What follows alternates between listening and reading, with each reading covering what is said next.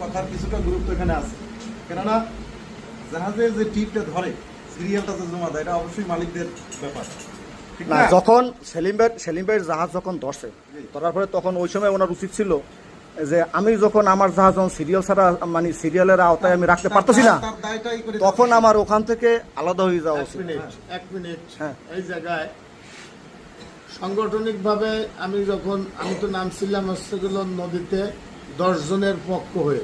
আমি কারো কোনো অমকের তাড়নায় তমকের তাড়নায় নামিনে বা আমার ইয়েতে নামিনে নামছিলাম যে ভালো বৃহত্তর স্বার্থে নামছিলাম।